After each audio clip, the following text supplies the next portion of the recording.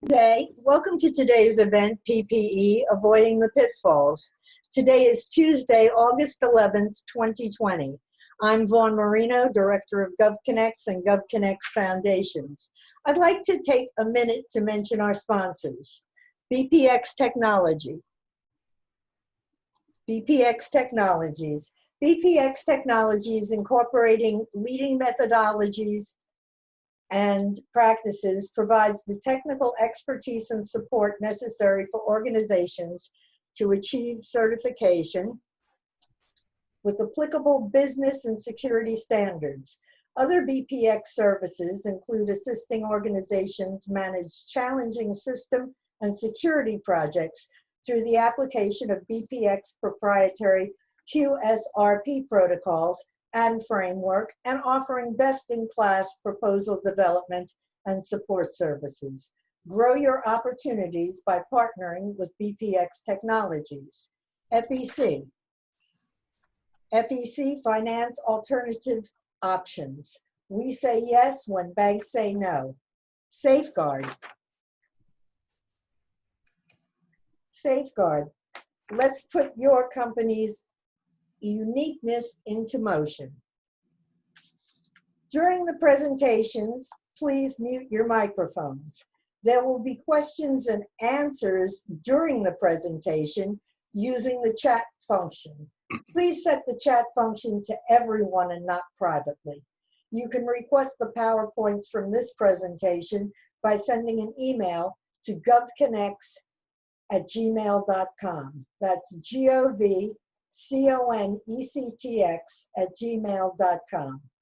Jerry Alfonso Miles, Esquire, our moderator, is the managing principal of Deal Services, LLC, Attorneys at Law, a government contracts corporate firm.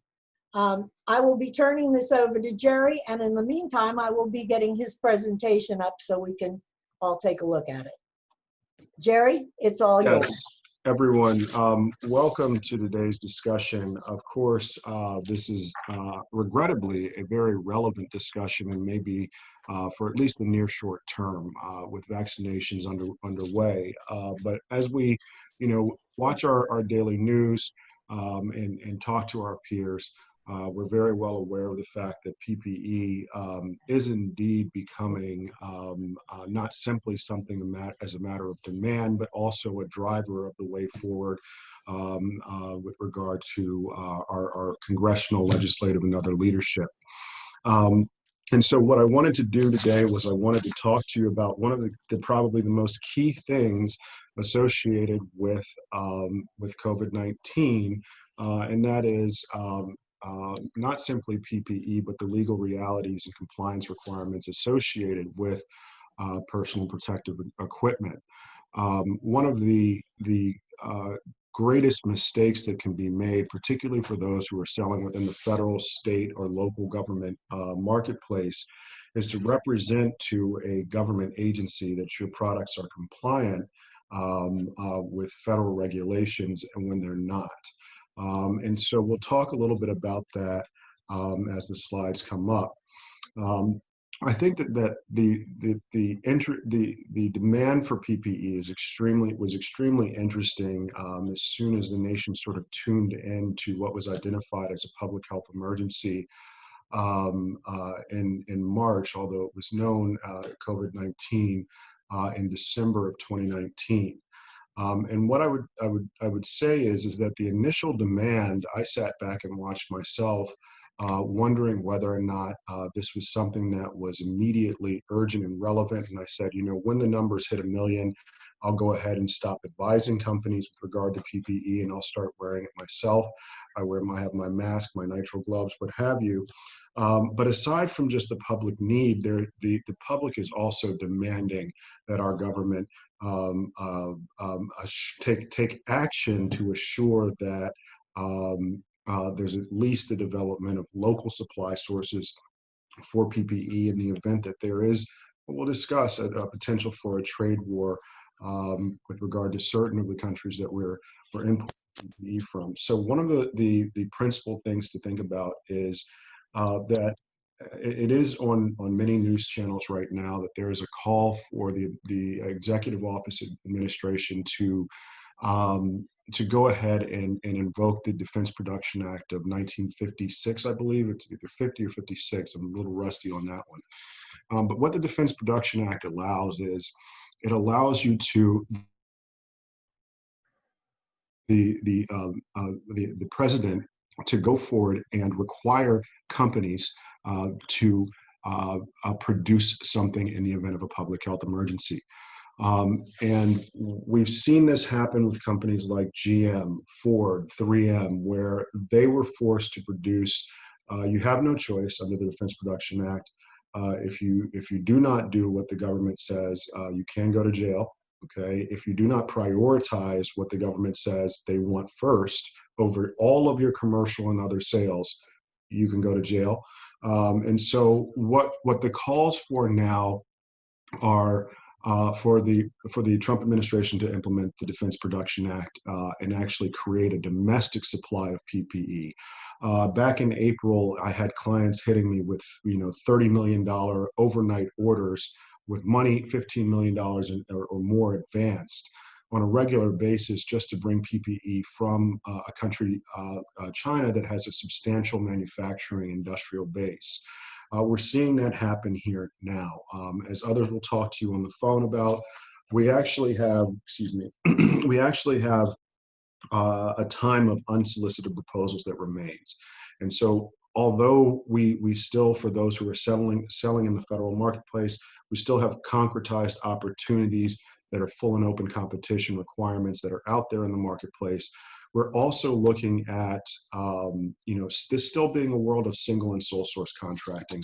For those selling in the federal space, that means that when you walk into a Walter Reed hospital and you notice that your customer, even though you're providing janitorial services, your customer has a need for PPE, you need not wait for an RFP.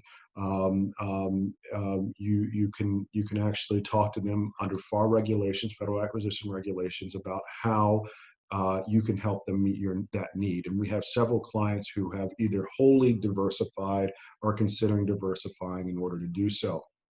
Now, the biggest question with PPE is going to be compliance. I mean, if you look at, what is that there? If you look at, oh goodness, Vistaprint. I'm a business owner, for those business owners in the room. If you look at Vistaprint, they do indeed sell masks, but they let you know up front that they're not for medical use. What's the difference? Medical use is when you trigger all of the regulations upon import in the United States. Non-medical use is going to be for general purpose uses, that are not intended to prevent illness. What's the distinction? Great question. There's more regulation if you're purporting or claiming that something can indeed be used for a medical purpose to prevent an illness. Who are the players when you enter into the world of non-commercial medical use items? The Food and Drug Administration. Well, why the Food and Drug Administration, you might ask? That's pretty interesting. Jerry, what do they have to do with PPE? Well, for those who have gone through the certification process for their products, they will be aware that the Food and Drug Administration has jurisdiction or control authority over any and all types of medical devices. And so PPE, ironically, depending on the particular type of PPE, will generally fit within the definition of a medical device. And so when you are looking to have your certifications, you have to have the annual PPE certification to be able to even sell PPE for medical use purposes. And it also must be listed on the product listing formally listed on a product listing with the Food and Drug Administration. The Food and Drug Administration did indeed, for many of you who are used to the term emergency use authorization, issued a EUA, and that emergency use authorization, or EUA, applies to PPE globally. And what I would say, not globally, specific line items of PPE. So it's something to be aware of depending on the type of PPE you're importing. And where the EUA applies, Customs and Border Patrol will indeed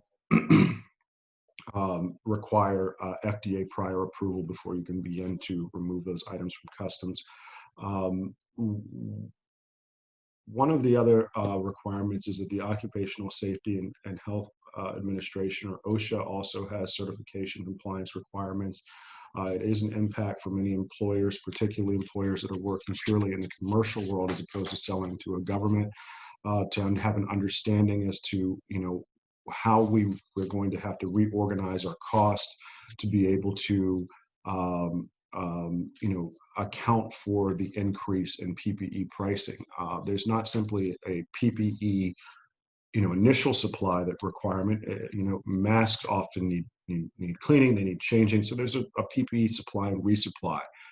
Perhaps you might build that into your pricing, or overhead. I mean, and just like we have desks and computers now, I guess PPE for at least the near short term is predicted to be an overhead expense at a minimum. We also have local certification requirements. So it's as if it were enough to have to go through the FDA process, to have to go through the OSHA process.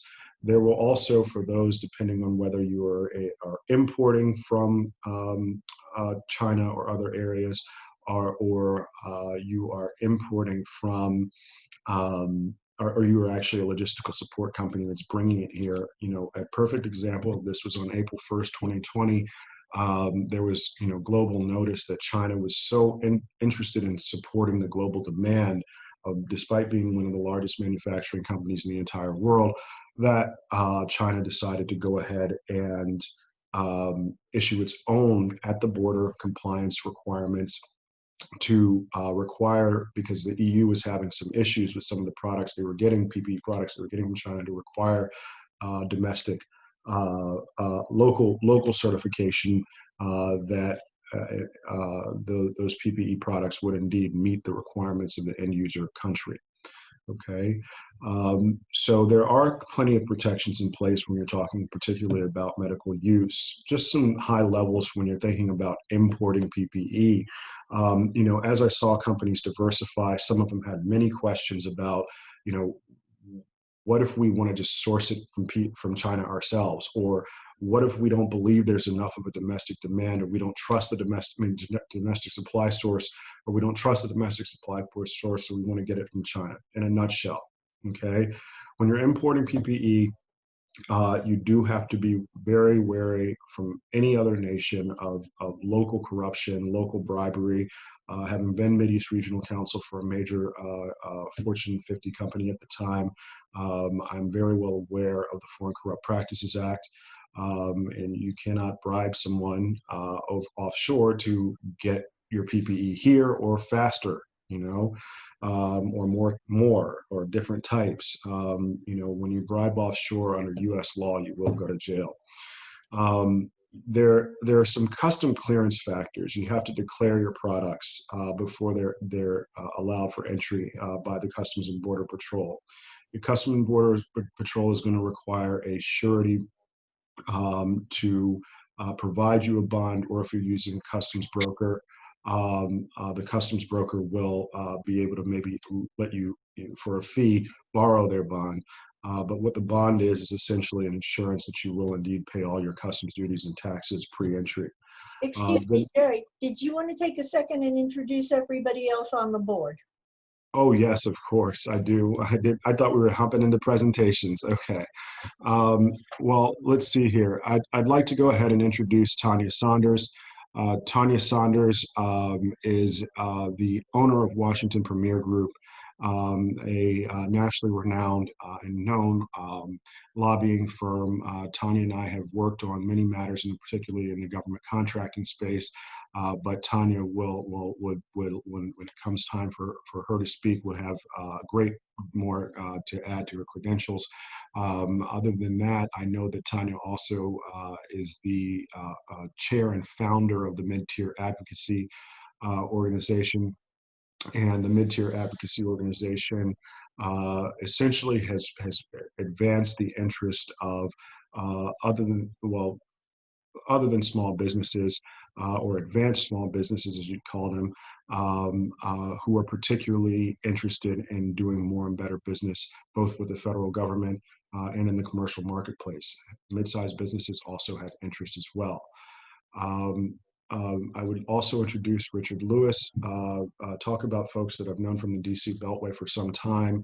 Mr. Lewis was one of the first folks was as a junior attorney that I not only got to know, but got to know of. Mr. Lewis is definitely in the space of alternative financing. I'm very interested myself to hear more about how and to what extent he can help assist those in the PPE space with their alternative financing needs, particularly in the federal marketplace. You will find a lot of companies, let's see, a lot of companies that will receive a contract. And, you know, as we sort of see this wave of advanced funding, for example, Maryland's Emergency Management Agency needed the PPE so bad, they would advance significant amounts of money and the rest was paid upon arrival. You do have brokers out here who are working in the commercial space who working with lawyers to try to, place money into trust accounts to try to guarantee that payments will be received. But where does the end user often get the money for their supply and resupply needs? Is it traditional finance? Is it alternative finance? Is it factoring? Okay, in the federal space, it is common to be able to sell your invoices. So if you need money, Richard's the guy to go to. Hey, Richard, can I call you after this discussion? Was there others on the phone? On the line as well. I cannot see. Let's see. This is Kim, Jerry. Okay, there you go. Kim Harwell. There's Warren. Okay. I will tell you guys that I have to apologize as I'm still learning technology here. Kim Harwell is well, I won't say serial entrepreneur because I consider myself to be an entrepreneur, but I'm not nearly as successful. I met Kim many years ago, through the Beltway, and ultimately we found out that we knew some of the same people, and he knew many people I wanted to know. But the reality of the situation is Kim sat me down at a time when, some of the large businesses were very well known for very aggressively priced federal opportunity and market intelligence software. So they actually will tell you where, help you find additional opportunities in the federal market space specifically. Kim has a computer software program and database that actually allows you to catalog those opportunities. When it comes to PPE, I have seen other companies report, data statistics. I have not seen the same reporting data statistics as Mr. Harwell's company. And what I would say here is that also, Gov Purchase, I've been tuning in as Mr. Harwell, who does your marketing? As Mr. Harwell, really broadcasts to at least tens of thousands I've seen recently on his YouTube channel that actually talks about government opportunities. So if you need to know where to get federal money from at a minimum, I know that he probably knows the other areas in the commercial marketplace as well. Mr. Harwell is the one to ask the questions to and to get to know as well. And then also Warren Edwards will be speaking as well. And Warren Edwards is absolutely connected. And I would say that while Mrs. Saunders is extremely connected, Mr. Edwards, he also likes to make sure that people are aware of the opportunities associated with connecting. Mr. Edwards actually, on a regular basis, years ago, used to have some of the most widely attended and well-attended federal executive events. So there were federal executives. There were also companies in the room who could help those executives do better business on a day-to-day basis. And so, Mr. Edwards is certainly someone that I take my hat off to. And I do appreciate his relationships. I do appreciate some of the new and innovative technology that he showed me associated with PPE. He's certainly the guy to go to for a particular type of robotics that will help doctors with social distancing. And in addition to that, he also has his network of PPE and knows many throughout the supply chain. So his subject matter expertise in the area of teaming and even robotic innovation from a social distancing standpoint is something that I think is a great benefit to our discussion. Mrs. Marino.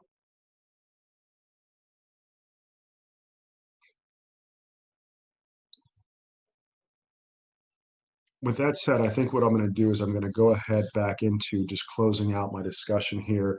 When it comes to customs clearance, if anyone has any questions, you're more than welcome to ask me questions offline. I do have a memorandum document available that walks you through some of the more finer particularities of the laws associated with PPE requirements and compliance. It also addresses some of the international sourcing questions as well. My information will be at the end of any slides that will be available. There are also slides as well. I will say that when it comes to PPE, okay, we really, as PPE demand is driven forward, what we're really looking at is the USTR under Section 301 actually lifted PPE tariffs so that we could make sure we got it to the United States as quick as possible, responding to an emergency. One of the things to think about is a country like China has advanced levels of PPE, largely because I believe it's called CoV-SARS-2.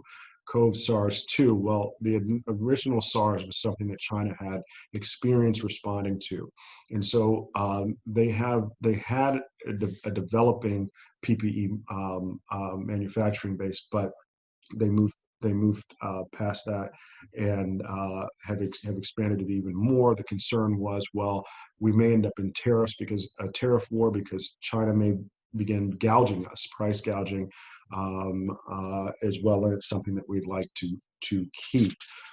On March 20th of 2020, we had Customs and Border Patrols actually delay some of the tariffs that would apply to PPE imports. I'm going to say when it comes to PPE, it's not just complying with the specifications, complying with the laws. It's what else must we comply with? Well, we need to be careful about importing or developing and distributing PPE that is that could cause injury. The PrEP Act of 2005 it actually is applicable to certain categories of PPE. There are exceptions. But what the PrEP Act does is says when there's something federally funded and you're stopping people from dying, we're going to go ahead and help you by waiving or limiting your liability to near nothing. So it's a liability waiver. But in addition to the liability waiver, you also have the risk of anyone who's injured by your PPE, and it's a broad category of items. They also can receive compensation under the PrEP Act from the federal government. Okay. Now, when it comes to price gouging was a big deal for a long time. There was very much of a concern that whether it be from manufacturers in China or just riding the demand wave, whether it be in the commercial market, but more specifically the federal market, that there was nearly at one point in time there was several 100% markups on PPE being sold. And what you have to think about is what happens today. For every action, there's an equal opposite reaction if you're selling in the federal market space or to a government market space specifically, okay? And there will be audits, investigations to prohibit any fraud, waste, and abuse. And there's a lot of concern in the developing PPE space about that. What's the way forward? Buy America. we have bought from China. We've bought from many other countries to fulfill demand. We're going to be looking at a domestic preferencing option. It's already beginning. There's pressure on even the CDC to encourage the development of a U.S. domestic manufacturing industrial base, and also pressure on the president to use the Defense Production Act to essentially almost near nationalize companies to require them to produce PPE. This is all very recent developments. We'll be looking at small business utilization requirements, more in the way of set-asides that Mr. Harwell will talk about. And then lastly, when we think about this, we also have to think that, yes, employers are going to generally be required or best suited to um, provide their employees PPE, but small businesses that will eventually be called upon to do more of the PPE production and distribution will also be responsible in part for job creation to be had from the PPE industry, which is here for the near short term. With that said, what I'd like to do is I'd like to stop talking about laws and I'd like to talk about opportunity. Mr. Harwell, if you'd like to tell us where to get the money. Okay, thank you, Jerry, and thanks for that opening. That was great. So, Vaughn, Ms. Marino, if you're there, I need now. Okay, so it looks like I have control. Of course, I'm here. Yeah. Okay. Thank you. So yeah, I need to be able to share my screen. All right. We're working on it. Okay. You would start share from your Click screen. start share. Yeah, it's saying host disabled. Okay, hang on a second. All right. I see a few people I know out there.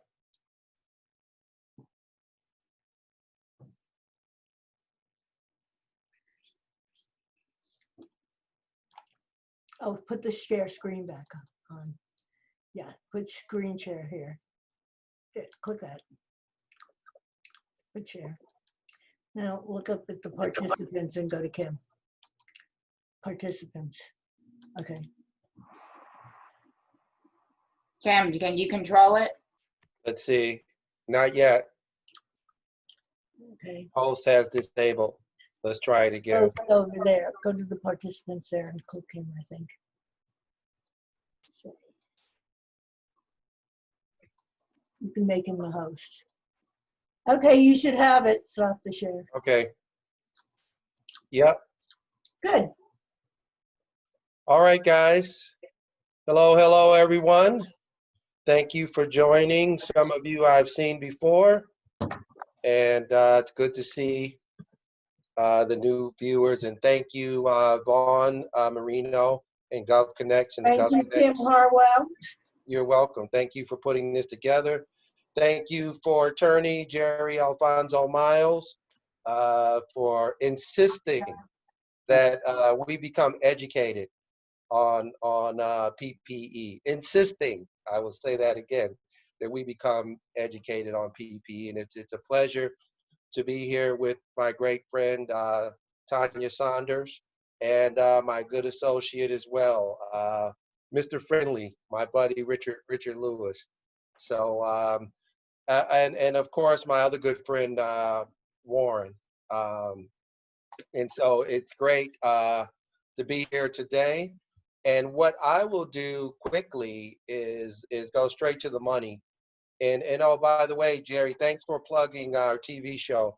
So we do have a TV show now called Procurement Weekly. It airs live every Sunday at 1 p.m. on Facebook Live and YouTube.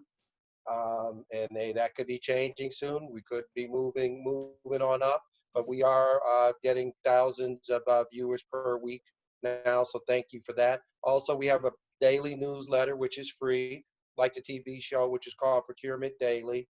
If you like to subscribe to the newsletter, you can email us at info@govpurchase.com, or you can email me directly at k.harwell@govpurchase.com. We'll put you on the list so you can get the daily newsletter. So I'm Kim Harwell. I am a National Procurement Manager here at GovPurchase. GovPurchase is the world's largest database on government contracting. Thousands of businesses worldwide use GovPurchase to win billions of dollars annually in federal, state, and local prime contracts, subcontracts to do teaming as well as commercial business development. That's through the tool itself, which is 100% cloud-based, very user-friendly, combined with our excellent training and support. And as Jerry mentioned, all at an affordable cost. So that's my story, and I'm sticking to it. That's my spiel. I have to say that. Otherwise, legally, I can't move forward. So now that I've got that out of the way, what I'm going to do is actually log into GovPurchase and look at some live opportunities. And GovConnects, I'll rely on you. We've done this before. I've worked with these guys before. We worked together in person for years, and I think this is like our third or fourth virtual since like the quarantine. So hopefully, can you guys see my current screen now, username and password? Yeah. All right, good. So I don't have to switch screens. Okay, so what I'm going to do right quick is do a show and tell. So I will show you, sorry. No, oh, there we go. I will show you as well as tell you where the money is and what's going on on the landscape. And just for the record, out of our hundreds of newsletters that we've done now since March, okay, I had to admit someone, guys. Okay, so out of our 100 newsletters that we've done since March, as you can imagine, there was quite a request and interest in PPE. And so we've seen this PPE evolution, as you will, and people converting their business to PPE, people getting into the PPE business, in many cases not being a medical supply company to begin with, not being necessarily in the supply chain. And as Jerry alluded to, that caused confusion in the marketplace. And there's been confusion all over the place without a coherent national strategy. But just for PPE sales, that caused lots of confusion in the marketplace, price gouging and the like. I just admitted someone else, as you can imagine. And as you've seen on the news, states being held hostages, cities, counties, et cetera, and in a couple cases, the federal government. So now, and the federal government has kind of passed a lot of their purchasing responsibilities over to the states. So typically you think that the federal government would make these large purchases and then distribute. Well, that hasn't happened. The federal government has distributed to the federal government, and in some cases, states who they expect to distribute, in many cases, to counties and cities, and then hospitals have kind of been on their own, if you will, and I'll talk about that briefly. But the federal government kind of uniformed their purchasing strategy and kind of laid it into a few agencies' hands. So we'll take a look at what's happening federally today, and I'll explain it very quickly. And then we'll take a look at what's happening to some degree on the state and local front. And we get, because of the show and the newsletter, we get these inquiries, hundreds of them sometime, on PPE. And we kind of cut back on the shows on the PPE and featuring it in the newsletter because it's, it's redundant at this point.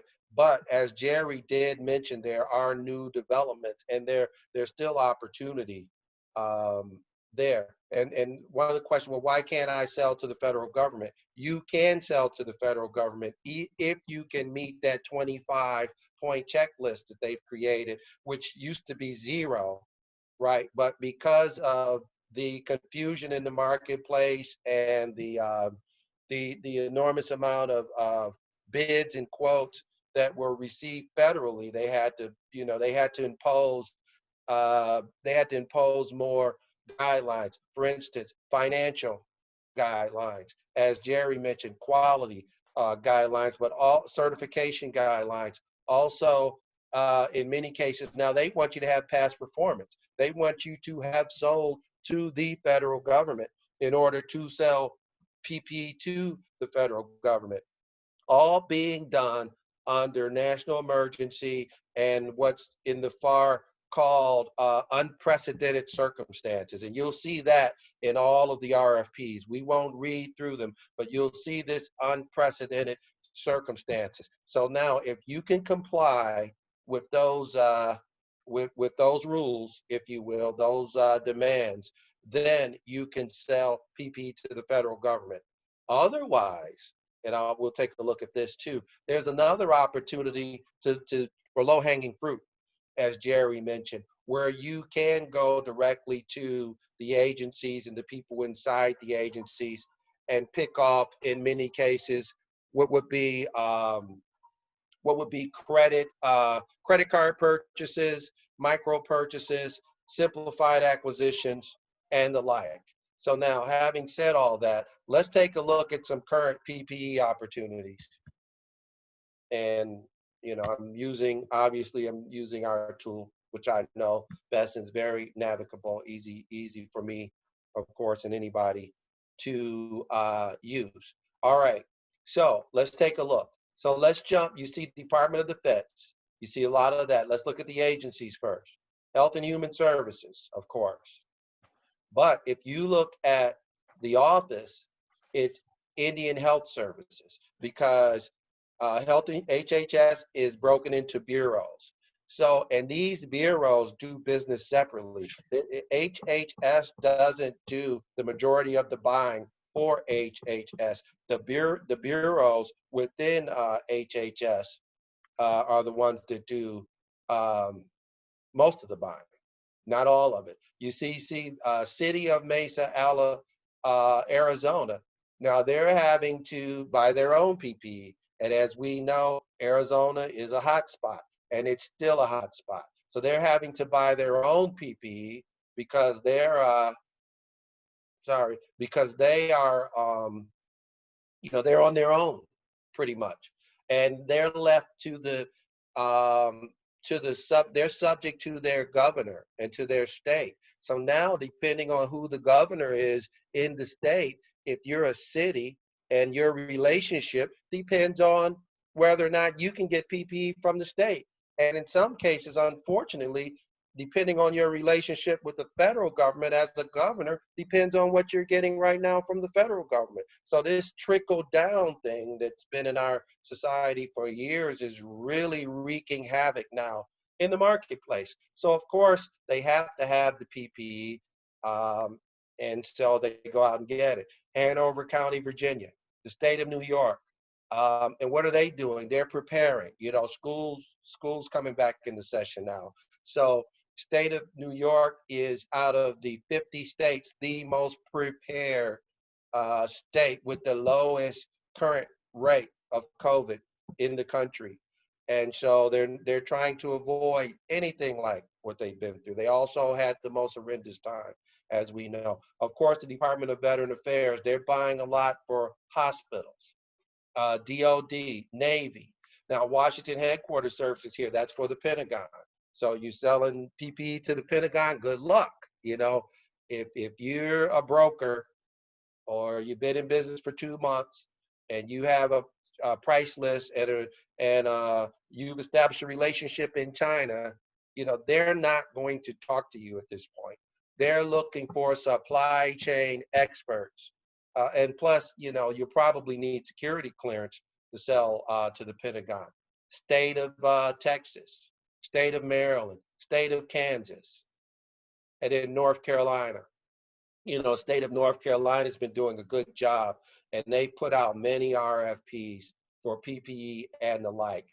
And now this one here that you see repeated over and over again, this is a blanket purchase order in effect until September 30th, the end of the federal fiscal year, from the Department of Veteran Affairs. And again, so the way it's worded is it's under emergency circumstances, which means they can buy from what they want from whomever they want, right?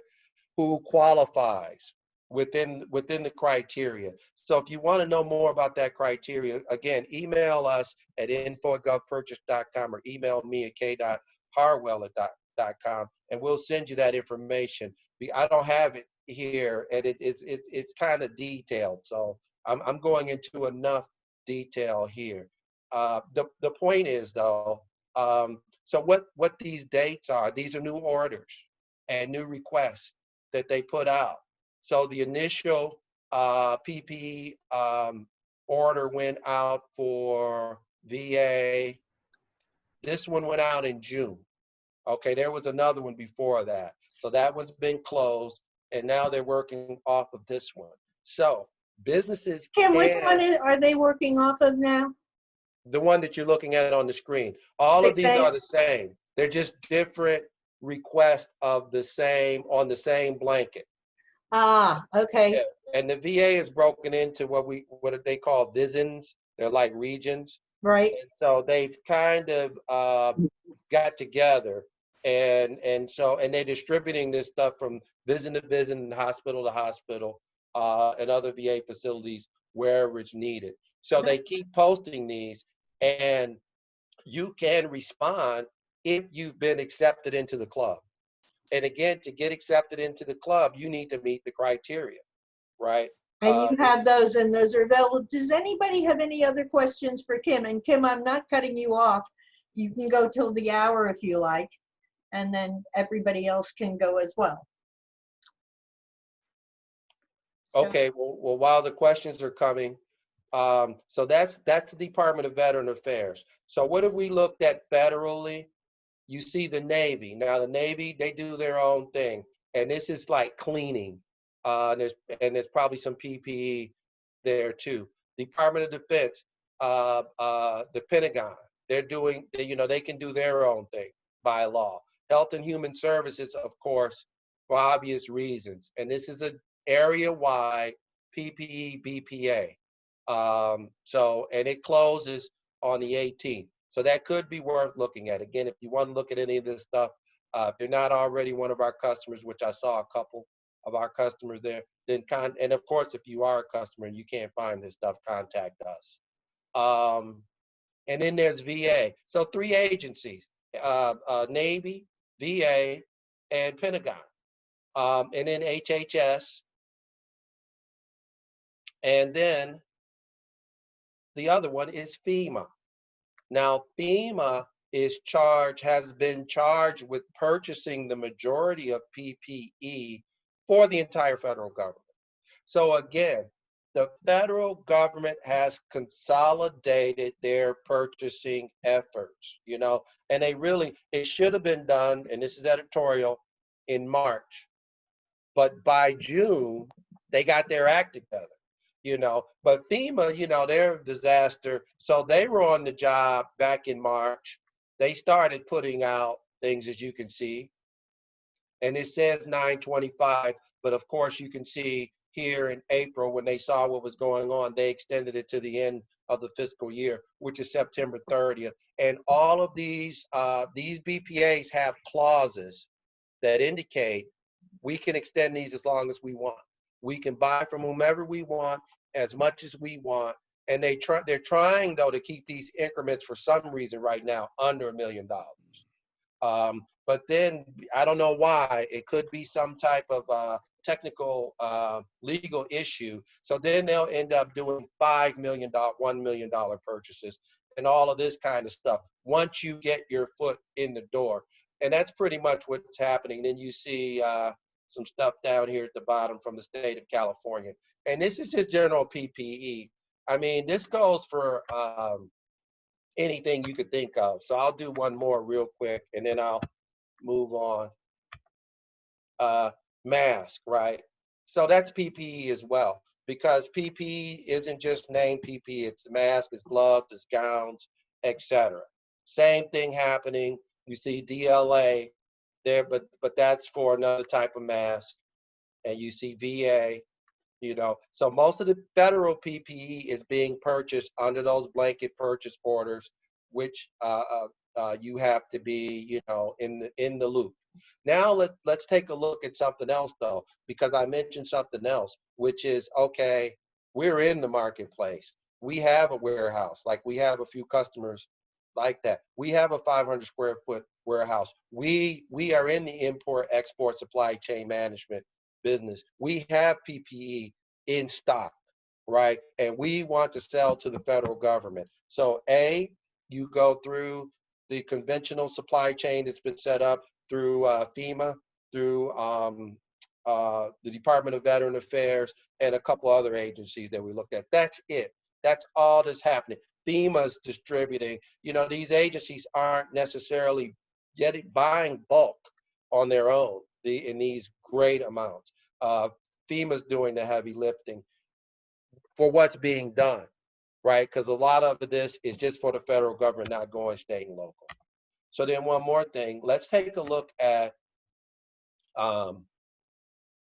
what else you may be able to do. Low-hanging fruit, simplified acquisitions, credit card acquisitions, 5,000 and below, 25,000 and below, 150,000 and below, 250 below, 350 below, and in some extenuating circumstances up to per the FAR $6 million.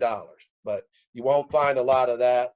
It brings up too many red flags. Buyers don't want to touch it unless they have to, which they don't.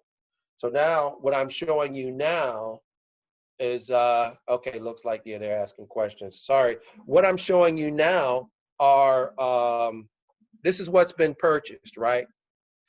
So this is where you get the low hanging fruit. See, so FEMA, while they have the big stuff, they're also going out making these little small purchases. So some guy named Cesar Castillo, LLC, sold $120,000 worth of PPE. And well, I guess he established some type of PPE warehousing on August the 7th. Peace Corps. See, they're piecemealing, if you will. And look who they bought theirs from. Peace Corps bought theirs from HHS. So from FEMA.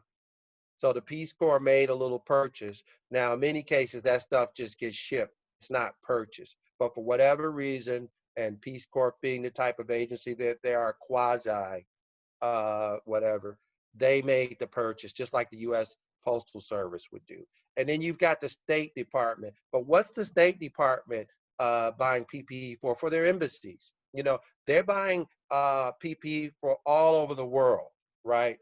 And then, of course, Department of Veteran Affairs, National Park Services. And Henry Schein's a big distributor of all kinds of goggles and things like that. See, then you have some of the medical companies, the big boys like Medline, but they're still picking up those low-hanging purchases. Well, because, you know, federal prison systems, that's the Department of Justice. They need PPE.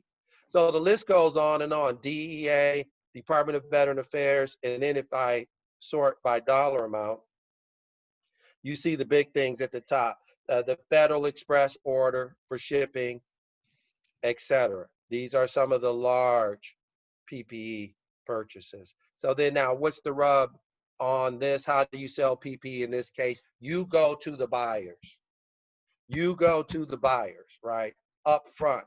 And Jerry called them unsolicited proposals, right? There's a strategy. There's a specific way that you communicate with the buyer. There's specific language that you use, and there's specific data that you need to have in hand when you contact the buyer. If you want that type of coaching, or if you want a brief conversation about your business development script outline, which becomes your elevator pitch or your business development intro, then again, contact us here, info@govpurchase.com, k.harwell@govpurchase.com. Go to our website, fill out, you know, request a demo that goes to our marketing department. We have a team of analysts and procurement managers whose job it is to help you win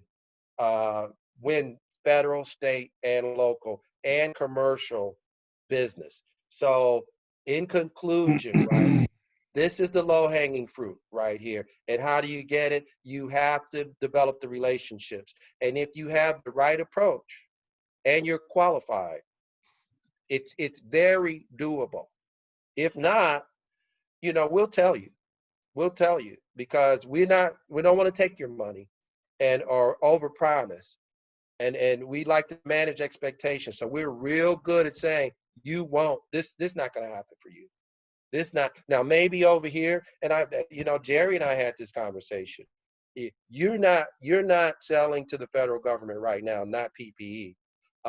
But you may be able to sell to state and local. Your best shot is commercial. And here's how you do that.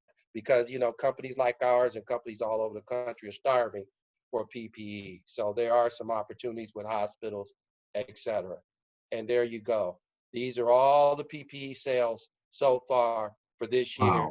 And these are in order of dollar amount. And before I had them in chronological order. So I'll put it back there. So these are the most recent. So a lot of this small stuff's being done. Smithsonian. Well, I have a question for you, Kim. Two questions, because you are indeed showing us the money here. The first question is going to be, I mean, these agency contacts, you are literally showing people how they can go and do unsolicited proposals. Right. You are showing them the buyers. Right. Those are the contracting officers. Right. I mean, And solicited because these are the same people that put out the big RFPs. So this is how you get in front of the next RFP. Right. That's what we do. That's what we do. I just have never seen it cataloged like that before. I Yeah. don't have access to clients' databases or FPDS or anything like that, but that is remarkable. You This also is just, FPDS on steroids because see, there's suppliers here too, like one of our customers, Industrial Supply Solutions. See, you can get to all the suppliers as well. one of the things that I think is very interesting is the first thing I thought was, well, wait, I can see who my competition is and what they're Right. buying, right? And Right. what my competition has done. But Warren will speak about teaming in a moment here. And it's not simply what has my competition done, but who's selling in this space successfully that I want to partner with, and what are the ways that I can partner with them? Right. Because see, most small businesses are complementary as well as competitive. They are niche. So because companies don't know enough, they haven't done enough competitive intelligence, they just assume that that's Is, competitor, when is in many cases it's a potential partner. So so take this what? company, for instance, they don't have any type of 8A certification or anything. So What? they'd be a good partner for a potential 8A certified company. They're a small business, chapter S. Okay, so in looking at this, you've put together, it looks like this, a compilation all in one place of the SBA's SBDS, Small Business Dynamic Search Engine, betasam.gov for opportunity identification, and the Federal Procurement Database System, all consolidated in one. Wow. USAspending.gov, Okay, for the subcontracts. every VA hospital, every military base, all 50 states, over 9,000 cities and counties. This is the world's largest database in government contracting, which consists of well over 20,000 data sources, including the ones you mentioned. But as far as bids go, there's also, as a Beta SAM, but there's also Army TACOM, Army MICOM, Navy NECO, Army Single Face to Industry, DLA as DIBS, and then Homeland Security and other sources. And we tap into all of them Well, every 2 hours, 7 days per week. well, I would say, Kim, you definitely showed the money, Yeah, and that's it's right all here. about the pursuit. Now, I do have an open question. I didn't know if you had any closing points before we asked. No, I just Well, noticed, want you to notice there's set asides too. There are a few set asides here. I mean, when I All of look at, that's been waived in these emergency times, but they're still doing some set asides because they still get credit for set asides. I see. I mean, this is remarkable. And I've seen the demonstration before. I was years ago when we were, I'm not in the business of selling to the feds, but seeing it again is, wow. I wish. Can I It get a happens every time. can I get a discount? I could use this. Okay, I but in know any you can. event, Everybody can use this. in any It event, happens every time, Jerry. People say, "Oh yeah, I know I, about." We're it's around so much. Oh, I yeah, know about Gov Purchase, well, and if then I were they see it again, and they're like, "What the?" if I were competing against Mr. Castillo, I'd want to track everything that he's sold, and I'd want to beat him. And this is a helpful software tool to understand that. Right? With Or that you may said, want to partner with Mr. Castillo. He's in well, Puerto Rico. This is how you find teaming partners. Well, hey, guess what? I'd like to live in Puerto Rico. With that said, it's beautiful down there, I can imagine. But with that said, what I want to do is I want to go ahead and I want to help talk about our teaming partners. Mr. Edwards, if you'd like to talk to us a little bit about strategies for pursuing contracts when you may not have all the resources. As Mr. Harwell has pointed out, that there weren't initially past performance evaluations or checks. So your report card of what you've done in this space, because companies weren't selling in March. They just started. And now past performance as the opportunities concretize are becoming extremely relevant.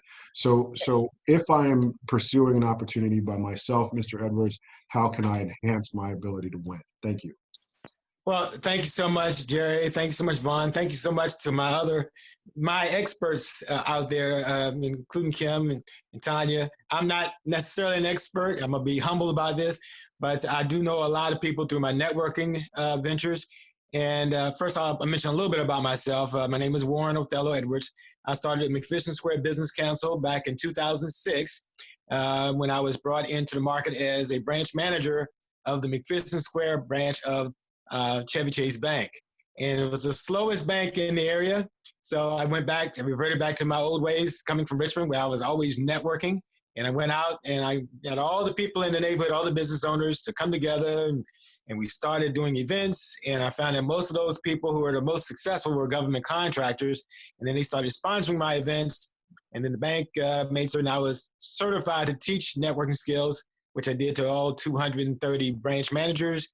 And that's what led me to continue to grow my networking expertise, even to the point where I've read a lot of books, especially the best one was the Black Book of Connections, written by Jeffrey Gitomer. I recommend it. It's only $20 to really learn the secrets of networking and how to give first in order to get back.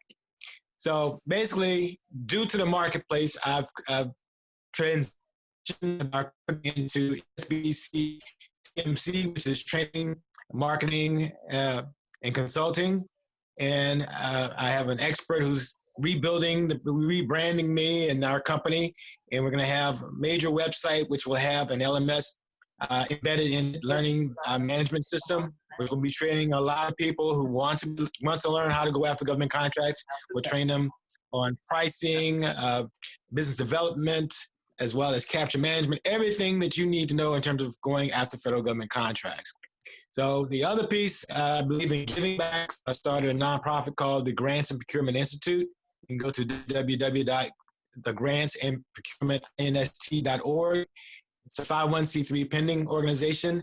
I attended a school called Hampton University, and I never learned anything about government contracting when I was in school. So I decided to focus on colleges like mine in terms of students who could learn how to become government contractors or contracting officers first. We're going to train them from A to Z, starting in their sophomore years, how to become government contracting officers. And then basically, after 5 to 10 years, if they want to go on the other side, they already have the inside scoop in terms of how it works. They can become government contractors. So that's the goal. And I'm going to have a major LS for that. And I'm so happy. I'm kind of happy that this situation has arisen because basically now we know of other ways to do business and other ways to get things done. The learning management systems are critical to our growth in our world as it is today. So I'm very happy that I was able to identify someone in my network who could basically create, build, and help us sustain a system that allows us to help a lot of people to grow. Going back to what you're saying, Jerry, after all of that said, I think it's critical that you, out of your relationships that you have, that you identify people who already have the strongest, absolute strongest footprint in a particular agency. For example, a good friend of mine who has a $10 million company now, his whole business is based upon getting contracts through DHS. Why? Because he started out as a program manager working for DHS for 6 to 8 years and then decided, hey, I want to get on the other side. Well, he already had the people, he already knew the people who were inside. So basically, he has a heavy footprint. He has his 8A, he has HubZone. He has a lot of different credentials and certifications. He's more of an IT person, but I would be interested in this whole PPE marketplace. So what happened, basically, someone else in my network contacted me, said she had a lot of great PPE. This is like at the beginning of everything. And to Jerry's point and to Kim's point, everybody was jumping in. And, you know, they had PPE. We have a warehouse here and there and all that. I didn't totally vet that opportunity before bringing it to my buddy who has all the relationships at HHS. And to make a long story short, he blasted me. He said, man, this is exactly what they're saying. I can go to jail if I try to sell stuff like this, mainly because they have these requirements. They had over 18,000 people put in a request for information about PPE, and only 18 companies qualified to move to the next step. He said, because this is the kind of thing you have stuff, you know, it's like, is the website up? How long they been in business? What do they have? Do they have any past performance? I mean, he was just blasting me. So basically, the main thing is we have to be really prepared beforehand, before we make contact to the people who have the relationships. You know, do our homework.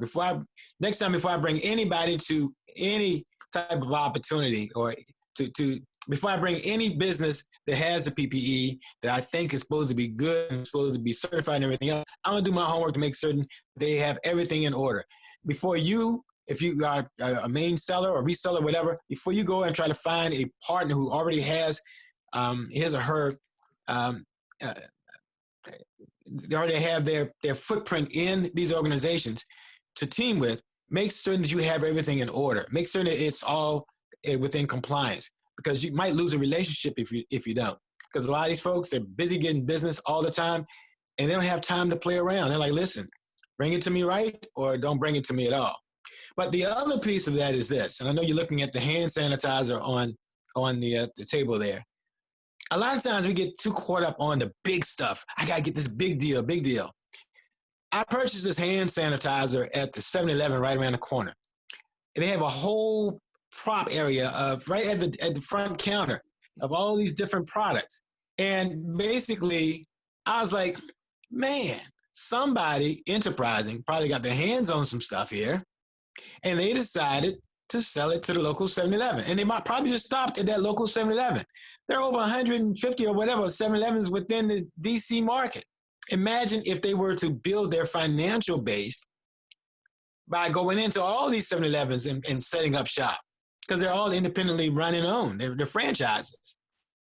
So one way to build your economic base with PPE is to go commercial, but not just big commercial. Think of small local commercial. Start with your local market, you know, because everybody's trying to sell it now. They don't know where to get it. These people are the last, 7-Eleven individual owners are the last people to be able to find somebody out there who can provide them PPE. So that's another area that's low-hanging fruit that you can build your financial base in selling PPE, and even past performance. It's not past performance with the government, but you do have a client. And 7-Eleven is a major client. Even if it's one store, you can say, I've sold it to 7-Eleven, and they're selling my product. I'm making money. So that's one area. The other one is I was watching C-SPAN the other day, I guess about 30 days ago, really. And they had an expert on talking about PPE and other products. And the guy was saying, he said, listen, now Amazon, the government has chosen Amazon and some other merchants, online merchants, to purchase, to be a purchasing go-between for our contracting officers and others who want to use their credit cards, government credit cards, to purchase $10,000 or less in products.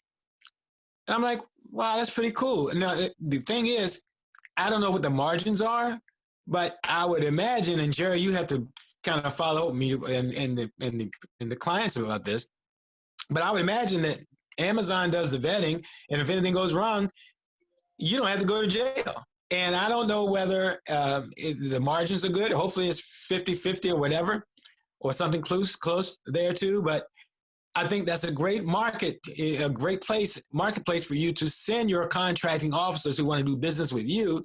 They have their $10,000 or $20,000 card limit credit card. Say, hey, go to Amazon, put in this product number, code number, Shirley, and purchase whatever number you need up to the $10,000 mark.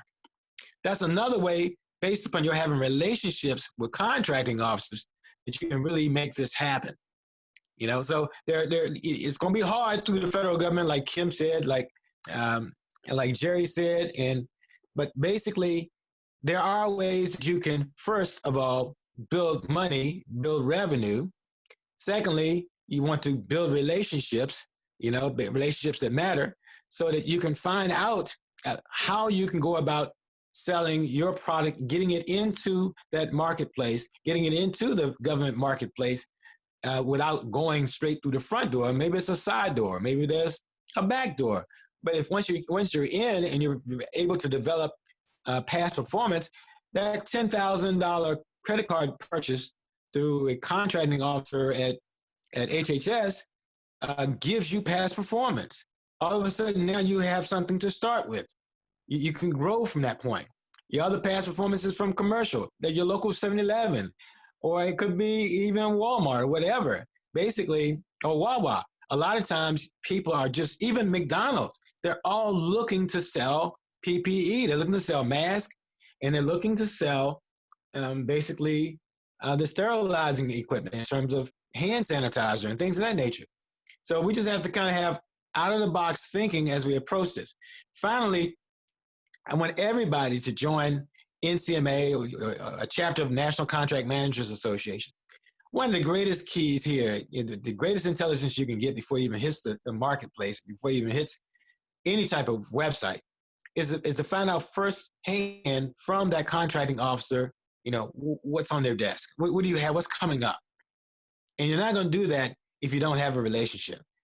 Now, I know a lot of the NCMAs are now going to the same thing we're doing. We're having the discussions over Zoom and other places. But you want to be present. You want people to get to know who you are. And they usually have smaller groups that allow you to ask questions and make certain that your questions are very relevant and pertinent to the subject matter. Get yourself out there, get yourself known. And you might want to host a Zoom call. So you might develop a relationship with a contracting officer or even one of the main speakers at some of these events, so that basically you are front and center in front of them. They love it when people put them in front of others and say, hey, this person's our expert. This person's great. This person's wonderful. This person has knowledge. And they will remember you and reward you for it one way or the other, even if it's through making contact through another agency where they have a contracting officer who's a good friend. So relationships at this point in time truly matter in terms of teaming, identifying the 8A people, the people who have all the certifications and have relationships and have past performance in particular agencies. Identify, write down the names of the people who already have contracts in certain agencies you want to get in. Get to know them on a personal basis, because a lot of people just don't want to talk business. They know when you just want to come to them to get business from them or out of them. So you want to find out what you have in common with them. Go on LinkedIn, go into Facebook, and speak to what you have in common more than anything else. Become a friend, and then you'll have a teaming partner for life. And then you also have a customer for life through a contracting officer who you've met, not about business, but about you met about what you have in common and how you have certain likes and that you like one another. Because at the end of the day, people do business with people who they know, like, and trust. That's it for me, Jerry. Know, like, trust, and respect. I've added to that. I read it in the book. Lauren, I will tell you that I do think that your visual makes sense. And the reason why is that most companies, if PPE is here for the near short term, most companies will typically develop commercial past performance, commercial experience before they can even begin to sell to the larger buying capacity of the federal government, often the state or local government as well. So if you're banging your head against the wall saying, well, my unsolicited proposals and what have you aren't working, what do I need to do? You at least need to develop some alternative experience. And if you have to go and sell to the 7-Eleven or you have to sell to McDonald's, or a chain, local chains, it is a way to begin to develop experience that is credible. When you looked at the data provided by Kim Harwell, you could see that, okay, that's somebody who I might be interested in doing business with. One thing, Lauren, that I would say is that you didn't discuss joint ventures using that term specifically when you were talking about teaming. It's something I've been worried about. We'll leave that one towards the end to talk about what a joint venture is and why folks should be considering that, because the supply chain is too spread out. It's still developing. It's still trying to connect. But the thing is, we've talked about the law. We've talked about um, compliance. We've talked about how to pursue federal opportunities, particularly. We've talked about strategies for pursuing them using teaming. But what does it matter if you don't have the money? Mr. Lewis. Okay, hey, thank you guys. I appreciate. I don't know. I was conversing offline to Vaughn. I probably should have come right after Kim. Because pretty much everything I have to say directly relates to everything that he had to say.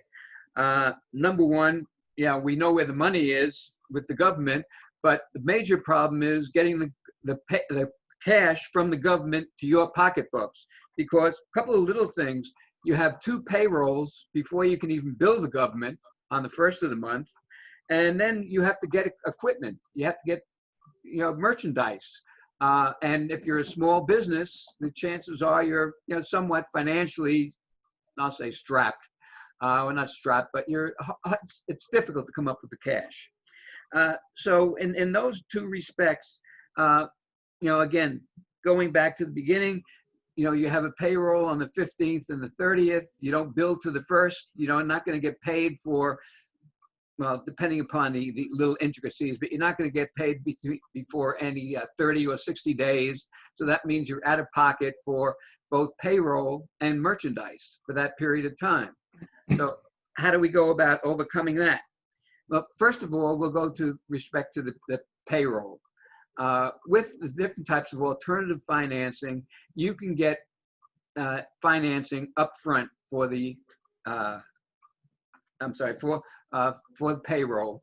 A lot of non-bank and some bank finance companies will advance monies mid-month payroll and the end of payroll before your invoicing to get the money to pay it.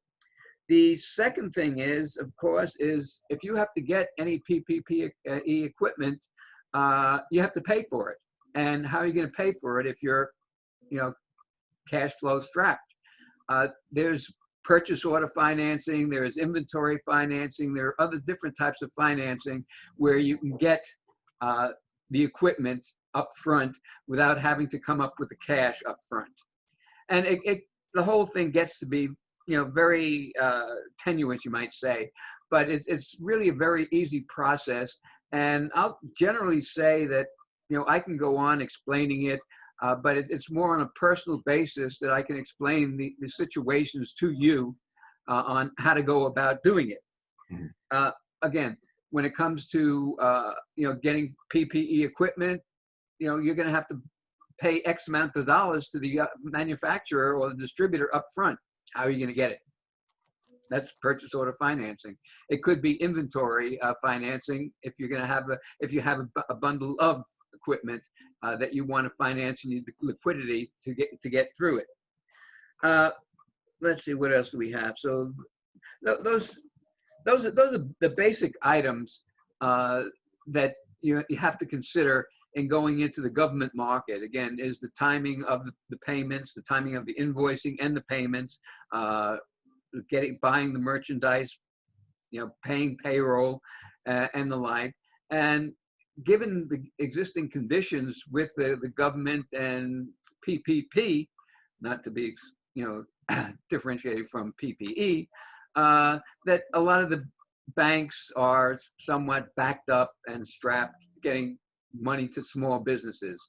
Yes, if you're a large business, and you need millions of dollars, yeah, you call up Trump and you get, financing for for your millions of dollars. If you're an IBM or Northrop or whomever, even though they really don't need it, but they get it anyway. So what I will say is, if there's some way that you need some financing, to small little things like payroll and merchandise, I'm welcome to speak with you about it. There's no obligations with that at all. All my fees are paid for by the lender, And chances are, because of my relationship with the lenders, most lenders, that I'm going to get a better rate than you normally get on your own. So please, on the screen, you see my email address. You can check me out on LinkedIn, my phone number. And if you have any questions about any aspects of financing, please don't hesitate to call me. Thank you. So Richard, I'm just curious now, you did indeed mention something that's relevant. My question is we're about to, and Mrs. Saunders will be speaking about this, generally the policies and from the legislature that are around in action. And I was wondering if you're seeing alternative financiers seeing a lot of pressure to compete with the significant amount of federal expenditures that were in under the CARES Act, since March. Well, not really, because the different federal programs are federal programs, and forgetting about the companies that qualify for it one way or another, there's an awful lot of small businesses that don't qualify. And I'm not necessarily talking about restaurants, which are probably the hardest hit of any of the other industries. I don't work with restaurants. And there's other similar type businesses where the employees are not covered by insurance. They don't qualify for unemployment insurance and the like. So the government is really not helping those people. They say they are, but bottom line, they're not. I have, as a matter of fact, this morning I got 2 calls from alternative lenders that they wanted to know what they could do because they're hurting too. Everyone is trying to run towards the banks to get quote unquote cheap money, and the banks are backed up, and the PPP policy is slow. It's not what it should be, and it also takes a while to get to that. It's not an immediate type thing. With alternative financing, many times you can get financing in days. Now, let me ask you, a big issue out here is fly-by-night companies, okay? I just lost my job. I decided I wanted to start a PPE business. I have no financials. Is my only option going to be having a purchase order in hand? And does that apply in the commercial marketplace as well? I would say, for the most part, yes. If you have relatives or friends that have money, things change around. But any lender, be it a factor, an asset-based lender, purchase order financing, wants to be relatively secure in the money that they put out. What if I have a purchase order in hand, but I'm doing international business? Is the bank are the financiers going to consider that to be a risk? Yes, but again, it's a specific situation, and it depends. Again, with a purchase order in hand, there's a very good chance that you can get financing to get the equipment. Right. Up front, or the merchandise. I won't say equipment. Under what circumstances does it get rejected? Well, basically, if you have it and the government is going to purchase what you can provide them with, the supplier that you go to is going to take a look at that, and they're going to say, well, the way it works is that, okay, we'll get an intermediary to, in effect, guarantee payment. Then what happens is, as soon as the merchandise is shipped, or as soon as the merchandise is received, it turns into an accounts receivable at point of entry, or point of acceptance, I should say. So they're that much more secure in what they're going to get. Once it turns into an invoice, and be it factoring or asset-based lending or such, the government is pretty much obligated to pay. You fulfill their part of the contract, and they have to pay. The question is always a question of time, and timing. Is it going to be 30 days, 60 days? If the I's aren't dotted exactly and the T's aren't crossed perfectly, it could take longer. Well, Richard, all I can say is I've known you for almost a decade, and you wear age better than me. You got me mad over here. If I don't get a call from you sooner or later, I'm going to be upset. With that said, I do want to, with respect to the other gentleman on the phone, I wanted to save the best for last, perhaps even better than myself. Mrs. Saunders. Wow. With that, first, thank you, Jerry. And I am pulling, I guess, pulling up the rear here. Well, it should have been ladies first, but we wanted to save the best for last. Gentlemen, thank you. Go ahead, please. Oh, I appreciate just being in the room and being on the panel with all these amazing people and hearing about their expertise, who, as you know, I've known all of you for some time and highly respect each of you. But I wanted also to thank Vaughn and GovConnect for hosting this event and bringing all of us to the table, because it is challenging times. There's opportunity, but yet there are barriers to it. And I'm going to circle back, I think, to points Jerry made early on, because a lot of what he shared, I'm going to underscore a little bit with some of the legislative policy. But before I dive into that, just a little bit about myself. I am the principal of Washington Premier Group.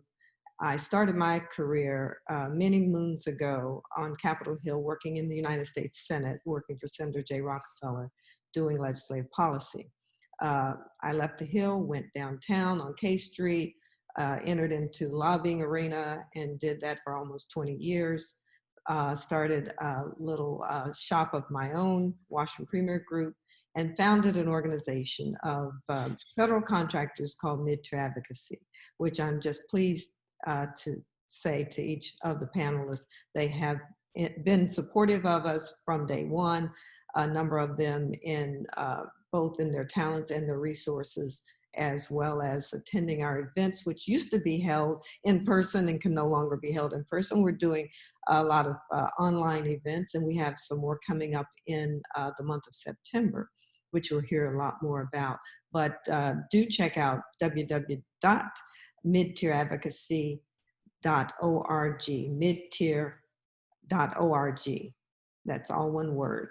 But anyhow, as I mentioned, I won't speak long. I just want to highlight some legislative policy. And this is sort of, how did we get here with what we're dealing with from the standpoint of actually procuring products and or services. You've probably heard a lot about the stalemate already on Capitol Hill. And here is why it matters to these ongoing discussions on PPE and more specifically, procurement moving forward. Next slide, please. In Congress, the HEROES Act is aimed at continuing benefits for workers that are unemployed due to COVID and other relief for businesses. That was introduced, by the way, by the House Democrats back in May, on May 12th, and it has not passed the Senate yet. In fact, on July 27th of this year, Senate Republicans introduced a series of bills and proposals that have been collectively referred to, and it's a long title, as the Health Economic Assistance, Liability Protection, and Schools Act, better known as the HEALS Act. The HEALS Act actually is to enhance and expand certain provisions of the Coronavirus Aid, Relief, and Economic Security Act, better known as the CARES Act. There's also a Democratic Senate bill, COVID-19 Heroes Fund. Right now, contractors and commercial companies should be rushing to get ready. Why? Because Congress is focused on protecting workers and adding more resources for PPE. The CARES Act provided billions of dollars for PPE, and there's an outcry now among certain congressional members who are pushing the administration to go a step further and appoint a czar to handle all the manufacturing and distribution of critical PPE. In other words, a coordinated effort. Now, what's of interest to this audience? PPE manufacturing and funding, which you've heard about, supply chain and additional programs, and there's also tax treatment and other relief in these bills that are being discussed. In particular, one of the 8 bills that is included in the HEALS Act, this is the bill that's in the Senate, was introduced by Senator Lindsey Graham. And it's aimed to bring PPE supply from China back to the US. The Graham legislation, Restoring Critical Supply Chains and Intellectual Property Act, you don't have to remember all these names, just know what it does, more or less. Personal protective equipment, PPE, such as clothing, sanitizing supplies, ancillary medical supplies, wipes, bedding, test swabs, and other textile equipment must be grown, reprocessed, reused, or produced where? In the United States. The Department of Health and Human Services will immediately begin increasing procurement of domestic PPE for the strategic national stockpile incrementally and reach 100% domestic sourcing as soon as practicable within 5 years. HHS also must submit a plan to Congress within 90 days detailing how they will reach 50% domestic sourcing in 1 year, 75% in 18 months, and 100% in 2 years. This bill also establishes a $7.5 billion with a B dollar medical manufacturing project tax credit to build out and retrofit factories to meet increased PPE demand. Additionally, the HEALS Act proposes several changes to the employee retention credit. These changes would generally be effective for calendar quarters beginning after June 30th of this year and provide additional forms of relief, including certain tax credit for employers. Next slide, please. Here's what you should know about the Safe and Healthy Workplace Tax Credit. Under the HEALS Act, employers would be eligible for a refundable payroll tax credit equal to 50% of the employer's cost of testing for COVID-19, personal protective equipment and cleaning supplies, qualified protection expenses, cost of modifying workspaces to protect employees and customers from exposure to COVID-19, qualified workplace reconfiguration expenses, and cost of installing contactless payment systems and other technology to track employee interaction with customers, qualified workplace technology expenses, collectively qualified expenses, which will be huge for businesses that are trying to reopen. There's an investment tax credit for PPE manufacturing. Under the HEALS Act, certain PPE manufacturers would be awarded a refundable tax credit equal to 30% of qualified investment with respect to any qualifying medical PPE manufacturing project. Qualified investment is the basis of eligible property. That means any depreciable property that is necessary for the production of tangible personal property, other tangible property, excluding building or structural components, used as an integral part of the manufacturing facility. Qualifying medical PPE manufacturing project is a project which re-equips, expands, establishes, or continues existing medical PPE production. Any item in the strategic national stockpile or any other textile product for medical application as defined by the Treasury and HHS. PPE manufacturers would apply to receive this credit. Next slide, please. Can we get the next slide? Thank you. Yes, the chart basically is aimed at just showing you the differences between the bills that are currently being talked about and possibly merged. What may result in the overall package is still unknown yet. However, you will notice the differences. And for those who are interested in receiving the slides, I believe Vaughn did indicate they would be available if you asked for them. And next slide, please.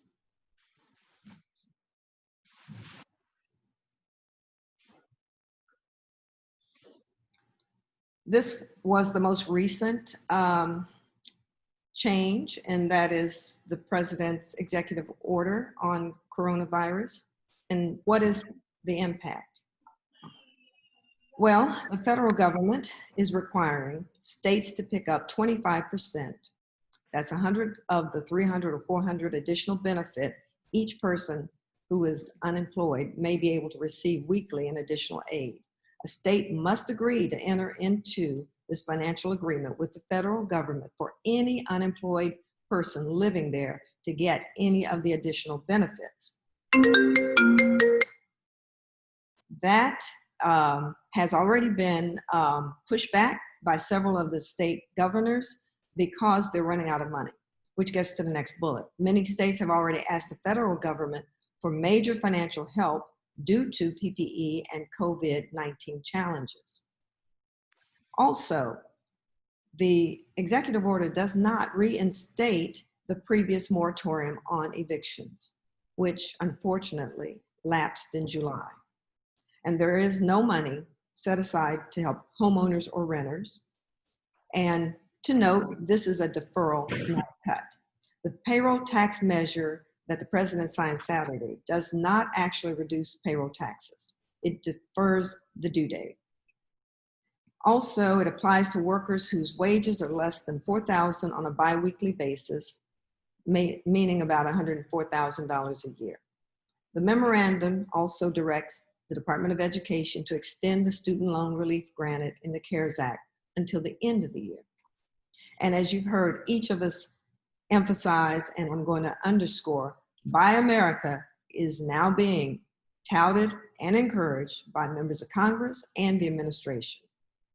So I will close with this note to both small, mid, and large businesses that the U.S. remains, as we know, reliant on Asian and foreign suppliers for its supply of PPE masks, respirators, and gloves.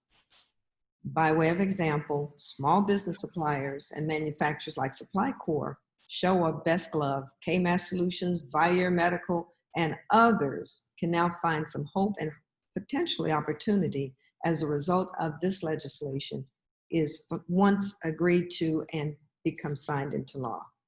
So there is hope at the end of the rainbow. Yes, and I think that point 3 is probably the most interesting to me because the states are indeed asking for help with PPE funding, and there's been congressional hearings about this, among other things. I don't know that the executive order would have been appropriate to appropriate funds from the Treasury under those circumstances. It seems like more of a placeholder. But what it does underscore is that states have a significant need for this PPE. And my concern is that the states aren't simply asking for it for state agencies. I think that they're asking for it to help people. If we're at a point where folks are being evicted and there's a difficulty for folks who are eligible to work and able to work, in affording, just PPE supplies and resupply, that's a concern. But another great concern out of that is that people are actually concerned. And I think that the collective of government right now is really focused on, not simply, how do we stop this with the vaccination or a cure, but also how do we stop the spread. With that said, what I'd like to do is I'd like to say, you heard the lawyer talk a little bit too much about the law. We'd like to open the floor up to a town hall portion here for the remaining time. I did see that we had some great people in the room issuing comments. And so you're more than welcome to ask rolling questions before the lawyer starts talking about the law again. Hello, Mr. Jones, as well. It's good to hear from you.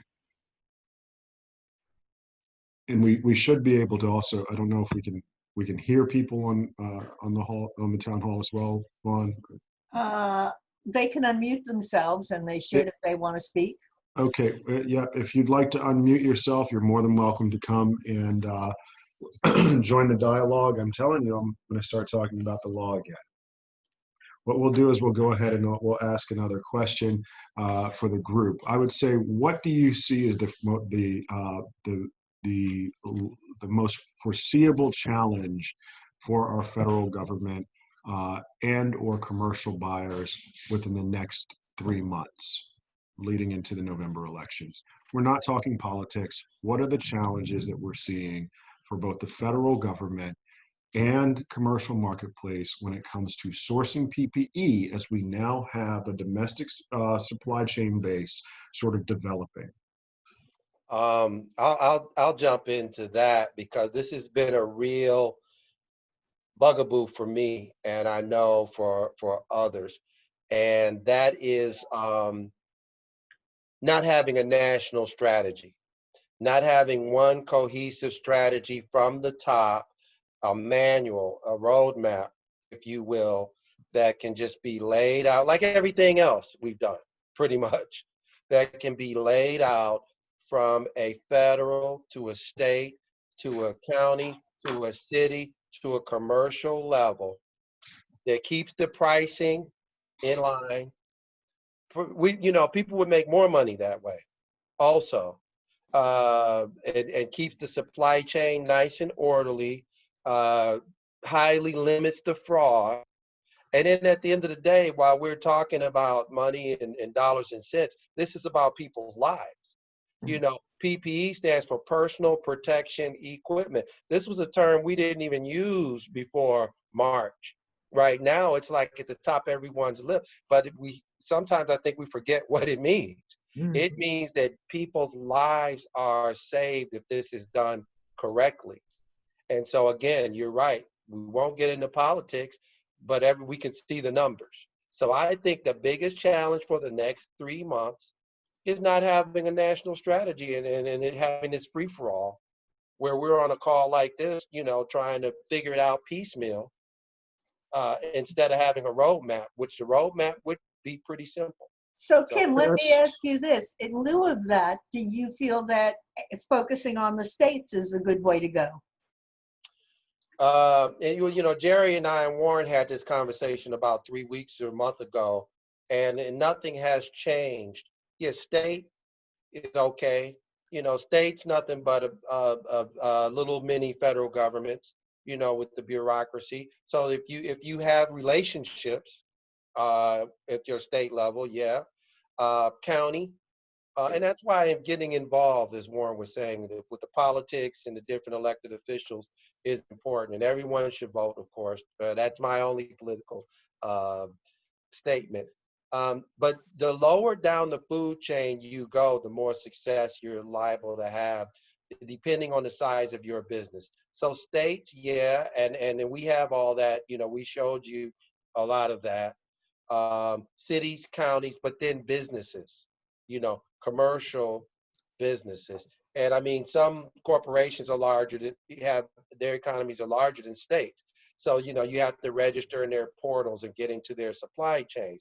But as Tanya, the mid-tier queen, Tanya, Jerry mentioned, but Tanya is the mid-tier queen. Tanya, that's her term, mid-tier, right? I've been working with Tanya. Well, I was going to say she came up with it and took it national. That's Go ahead, right. girl. They tried to take it from her, but Tanya represents us on Capitol Hill and all over the place. So those mid-tier companies, I say all that to say, Vaughn, are an excellent source of business for a company selling PPE.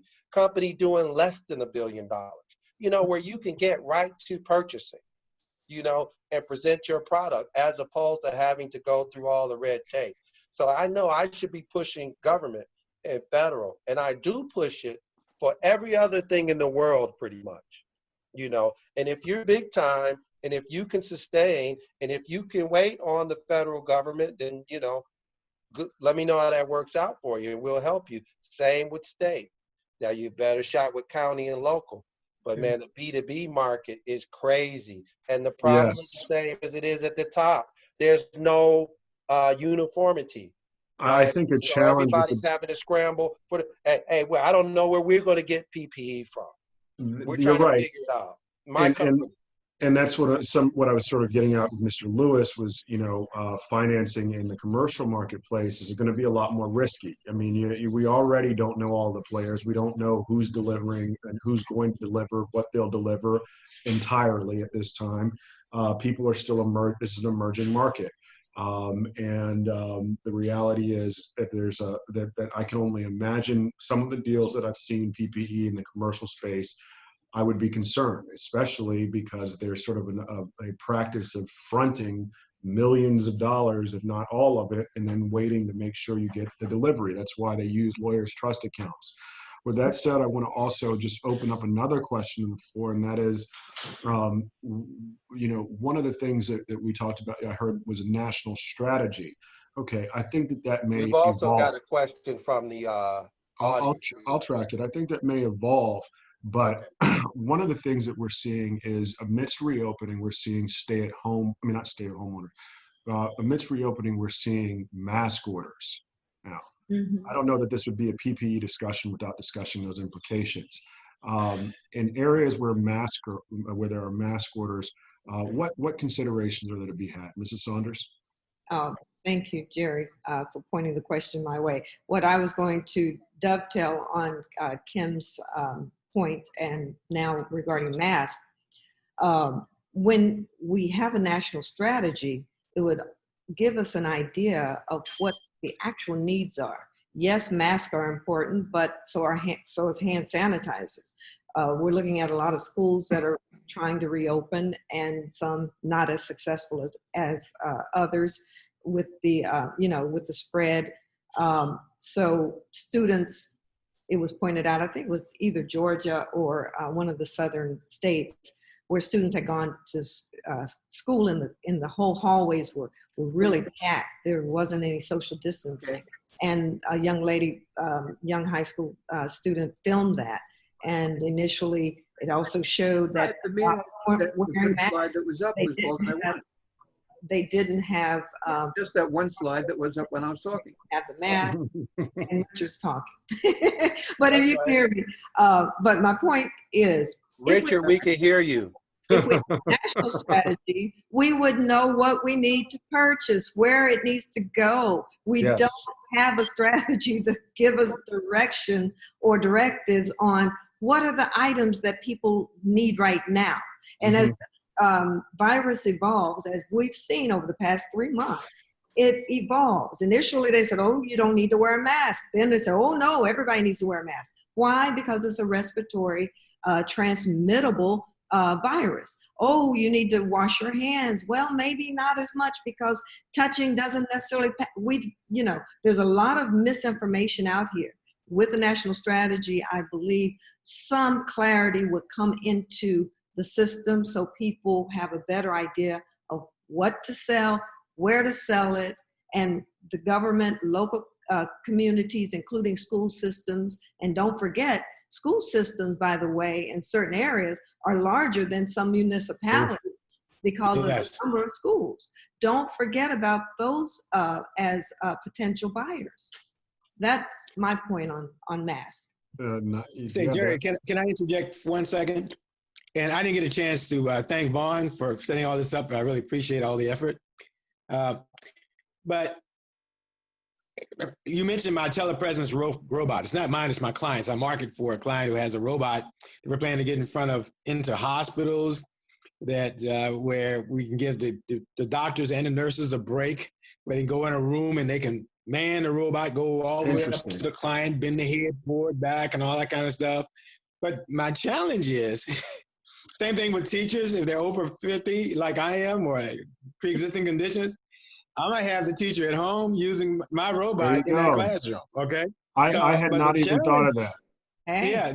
The challenge is, with all of this made in America stuff, I'm not so certain that great robot is made in America. And a lot of these products that are tech, okay, are not made in America.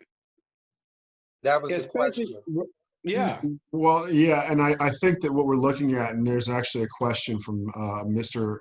Therese, I believe, and Joey Blackwell, and then also John Kay. I think that what we're looking at was China had a leg up. I'm going to answer that question. China actually had a leg up on us because of SARS. And then I understand that CoV SARS-2, I'm not going to take a medical position, may have been related to SARS-1. Okay, and so I've spoken to Chinese PPE suppliers, distributors, manufacturers, and what America is doing here is we're reacting more so than anything. I don't know that there's lessons learned to be learned from China, that we've gleaned them. We're really in a learning process, and the government takes time. Will there be concessions on the Buy American Act? That's a great question. Okay, it's something that I've been predicting since March, that the U.S. was reacting. And now, as we settle in, we've seen from Mr. Harwell, the opportunities have solidified in terms of looking more formal, like formal, normal government contracts. But as of right now, I do not believe that the U.S. government, that China is a part of the Trade Agreements Act. However, the president does have the authority under certain circumstances to waive trade agreements with foreign countries to actually promote domestic preferencing. So there could very well be, under the Buy American Act, a requirement or increased requirements for some of those opportunities that Mr. Harwell listed out for us that require all parts and component parts to come from America. As we know, there are Chinese products purchased for more than the price, for the price more than the quality. Well, listen, I'm an Amazon shopper. I buy from China regularly. I'm a price-based buyer. We call Deal Services, my law firm, Deal for a reason, but we've done very well. What I would what I would say though is that I mean, some of the folks on they've talked to me since March. They knew it. You see, your very question, sir, is what's going to drive the Buy American Act. Domestic preferencing. We have unemployment rates that are concerning. Okay, we need Americans in jobs. We've got manufacturers. I know companies that are setting up manufacturing facilities in New York, in one example. Okay, we're a 7-line facility, so to create masks and all types of different PPE. Okay, so America, this is an emerging market. Yes, eventually we'll be buying from Americans and primarily American-sourced component parts, okay? But there are exceptions. When there is a need for in a qualified public health emergency, is what it's called, PHE, there can be even more exceptions to that rule. But I do see the natural progression being development of a U.S. industrial PPE base, which is regrettable. I keep saying for the near short term. Does sanitizing spray qualify as PPE? That's a question that I've looked at. The CDC has actually provided guidance that they don't necessarily categorize it as PPE, but I believe it does fit within that category. And the question more so is whether or not you have it intended for a medical use to prevent an illness or disease. Under those circumstances, you would then be triggering the FDA requirements that I've spoken too much detail about, and then also the OSHA requirements as well at a minimum for certifications. Is it covered as an expense under the current emergency? I'd need more clarification to answer that question. So we were actually talking then, and I wanted to see if Mr. Lewis had any ideas or concerns about how PPE may be affecting areas that are subject to mask orders, and how PPE may be affecting utilization rates, may be affecting those who may be more inclined to be impacted by the coronavirus upon contraction. I don't think there's any differentiation made between different levels. Again, with respect to the financing, it's very vanilla. The financing is the financing. If you're a small business and you need hand sanitizer, you need PPE, you need shields, you need whatever, and you find a manufacturer or a distributor and you can't pay for cash up front, or you don't have a bank relationship that can provide you with a letter of credit to get the merchandise delivered, then alternative financing is available. Okay. So it's really very, very simple. So I was thinking that for companies that have a line of credit in place, that's important. But I'm going to go ahead and take off my lawyerly shield here and expose that I have a question. What is a letter of credit and how does that work? Because it sounds like that's like the bank telling that could work in the business to business PPE world. That sounds like that you could tell a seller that I've got this letter in my hand, the bank will fund it, give me my PPE. Well, yes, it's that, but it's a little bit more. It's a question that the manufacturer or distributor being able to get confirmation from the bank or the other legitimate organization that, you know, the merchandise will be paid for wherever the delivery point is, whether it's free on board at the manufacturer's facility, if it's free on board to the government facility or the other individual facility. I mean, there's little intricacies like that, do take part in it. But basically, it's, I hate to say it, but it's very vanilla. It's just, a financial institution guaranteeing that it's going to be paid if the shipping criteria and the manufacturing criteria are met. So should I be telling, I mean, I've heard of a letter of credit. It's just been, maybe it's been a while. It's not that I don't know exactly what it is, but I mean, is that a solve for business to business PPE sales?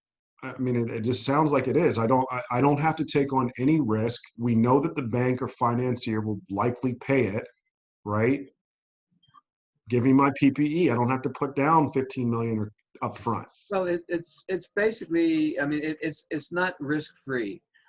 Again, if you're a manufacturer or you're a distributor that has a line of credit with the bank, again, depending upon the bank, all banks are not going to issue it, or they're not going to have the same credibility as other banks will.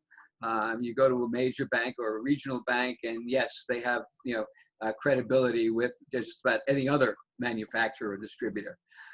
Some smaller banks don't have the ability to handle it, so they can. But basically, it's risk free to the point where, yes, if you have a legitimate purchase order from a legitimate firm, and that the material gets delivered, the supplier is going to get paid. It's just making sure that all the I's are dotted correctly and the T's are crossed. I mean, so even if I had the money, I could use a letter of credit. Oh, definitely.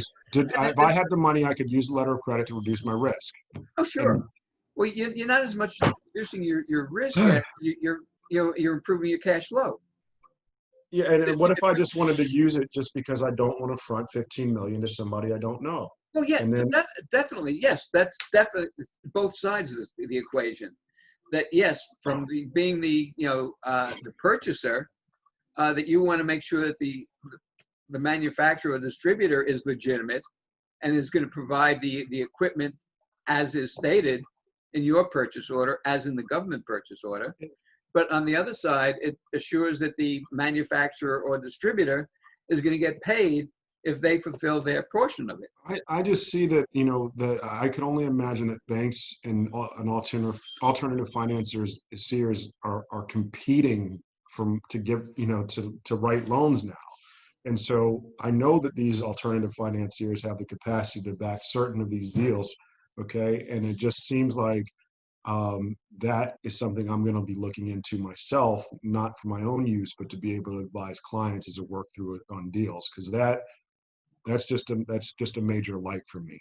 I wanted to open the floor to Mrs. Saunders and ask her if you thought there was something relevant we should be thinking about or a question that we should be answering.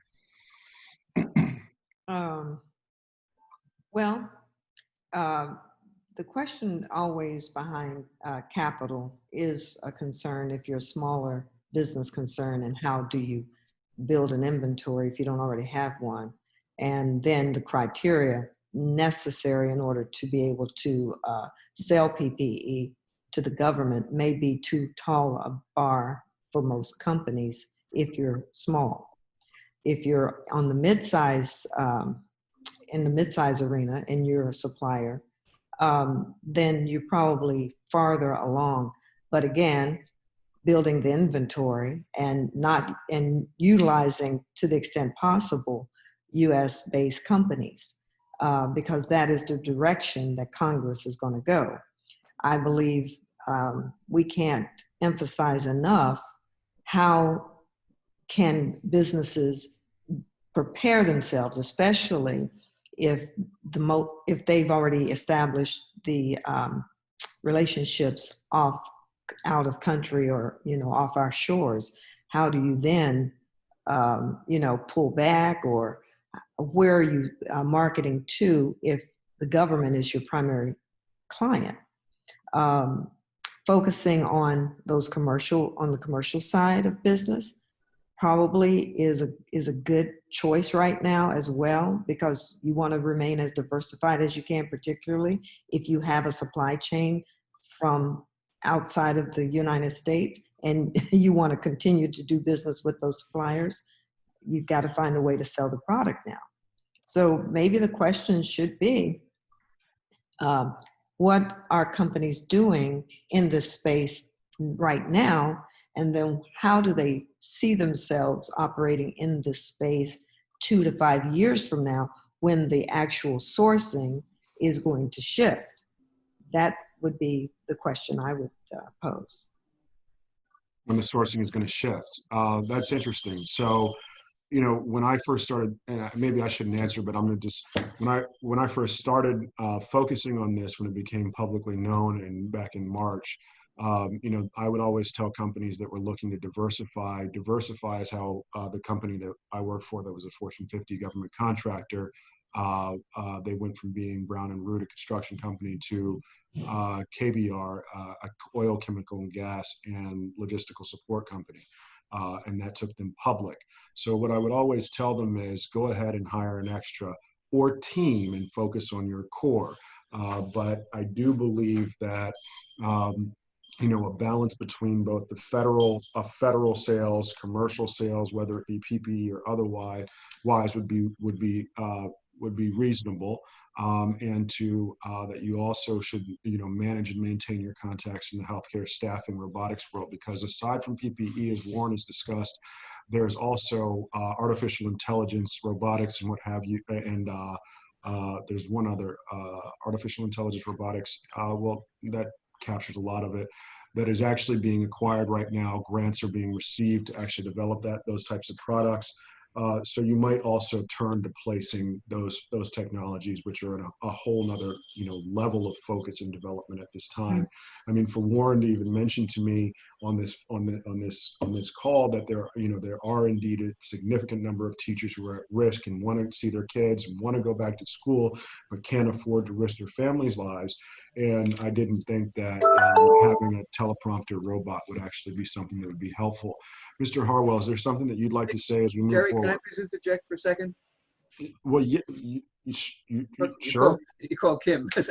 The reason I was going to say is just with everyone, make sure that you check out the organization that you're doing business with. Again, banks are made up of people, and they're not all the same by any stretch of the imagination, even in the same department. I mean, you have some people that are extremely smart and creative and genuine. There's others that are, you don't know why they got to where they are. And especially if it comes to community banks and regional banks that don't have quite as much experience with letters of credit, you have to be very careful that the organization you're dealing with knows what they're doing. And that's, so, I mean, speak to someone or you can write me or question me. I can do some research into it, but it's very important, because you can end up holding the bag on all ends. I mean, if you go to a company that the bank that doesn't have the correct letter of credit facilities, and the merchandise can't get shipped, you're not going to get, and the government doesn't get the product, you're probably not going to get another purchase order from the government forever. I mean, you don't have too many chances for mistakes in that area. So just do due diligence. Very true. Very true. I mean, I'm very interested in the letters of credit. Were there any other points? Because I think we're near conclusion. Were there any other points, Mr. Lewis, that you'd like to put forward? No, Mr. Harwell? not at all. As I Yeah. said, most of you have my contact information. If you have any questions, none of the questions are stupid or dumb. Only my answers are. So Well, You can always contact I me can vouch for that. anybody's I look, can contact. vouch I for got a that. question. Can I get a loan, Richard? All right. Anyways, Mr. Harwell, that's a, That's Big Money Richard, man. If he yes. wants, he can pull the trigger. There He you go. can pull it if he wants. Look, all these Yeah. years, pull a trigger for me. No, I'm just kidding. Go ahead, So, please. yeah. So we could talk opportunities, solicitations, open solicitations, simplified acquisitions, which can be very lucrative ad nauseum. And again, not just for PPE or mask and gowns and other aspects, but for any product. Let's not forget that. I know this is PPE. So yeah, just anyone. info@govpurchase.com, k.harwell@govpurchase.com, and our phone number is 301-741-4446. Then just follow the prompts. It will get you to one of our analysts or the appropriate person. And again, you have my email address, so feel free to reach out directly to me to learn more about how to win government business and commercial business, or how to win more. And the other thing I was just going to say on financing is that right now, man, the Fed at 0 interest rates at this moment, there's money all over the streets, man. There's money all over the place. So I think the main thing, while you're doing your due diligence on your suppliers, et cetera, is get your ducks in a row, right now. Get your ducks in a row. And this is coming from a small business owner who is in that process, because this is an opportunity for some of us to grow, right? And the money is out there. And who knows how long it's going to be out there. But right now, it's 0 interest rates, man. And, I get 15 emails a day. And I remember 2008, Richard, when the money just dried up, and there was money still on earth, but they were sitting on it. So now it's in full flow. Can I interject for just a second? Yeah. There's globs and globs and globs, and then globs and globs on top of that of scammers out there. Right. So for free money, be very, very, very careful. That's a good point. But put it this way. There's no shortage of money in the world right now if our documentation is in order. So Well, you have to make sure that the lender, the provider of the money, is legitimate also. Well, he'd be surprised. There are a lot of lenders out here that are taking advantage of the opportunity to engage in usurious lending, which is actually illegal, with interest rates as high as 150% or more. So it is there. It's legitimately illegal. Some very known companies are out here doing that. There are actually consumer lending protection attorneys that are, writing to the world, letting them know that they have rights. Mr. Edwards, did you have any closing opinions or points? Unmute yourself, Warren. You're muted. I'm sorry. Thank you so much, Sonia. So I would just like everybody to think back to what Tanya mentioned about what qualifies as PPE. We're all locked into masks, into sanitizing, hand sanitizers and things of that nature. But a lot of things under her description qualify as personal protection equipment. It protects me personally from injury of a virus or whatever. What is that? So basically, if you have someone who is innovative, who has an American-made product that fits within that realm, don't close yourself into this mask and things of that nature, because that person might have a product that qualifies as PPE that could be sold and utilized and save lives of people in our country and beyond. And the last thing is, we're just so stuck on selling here in the United States. if we have something that's really good, we can sell that product all around the world. And we have a pandemic, worldwide pandemic. So basically, if we're going to grow smart, strong, and look at all markets where we can sell and promote our products and services. Thank you, Jerry. Very true. Okay, so I would like to just ask if there are no final questions from anyone in the audience.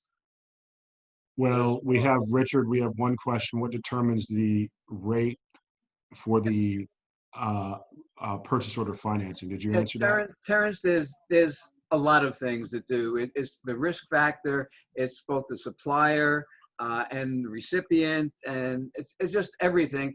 And the rates can be, as I say, all over the place. Again, especially if you somehow get in touch with someone who promises you the world, and then when time comes to pay up on it, you're going to end up paying, 150, 200% of what the amount is. You'll find out. So it's a question of just being aware. It depends on, again, your company, the financial institution, who you're buying from, who you're selling to. All those things have to be taken into consideration. How much more in depth to that I can get at this point, I can't. It's just something you have to do your own due diligence. And yes, I'm there. I'm here available to help you with any questions or so specific questions that I can. Okay. All right. So if there are no other questions from the audience, are there any final points from anyone else? Okay, what I would say is that I'd like to thank everyone for presenting today. I'd like to thank GovConnects for the opportunity to help spread information and share information while we try to contain the coronavirus as it affects the nation. I do thank all of the attendees for the work that they're doing, monitoring industry developments, industry needs, industry requirements, and also supporting the nation on an unprecedented level. While we all are available to assist you in our respective ways, you, quite frankly, to an extent, are not only helping the front lines, you are fighting a battle with us. And so thank you for your service. Thank you for your time and attention. And once again, thank you to all of my friends on this panel. It's been a pleasure. And thank you, Jerry. Thank you, Thank Jerry. you. Yeah, thank you, Jerry. It was Thank you, very Jerry. good. Cheers. Everyone be safe. Thanks, all. You too. Cheers. All right, Bye-bye. this was great. Bye-bye. Yeah. Good night, John boy.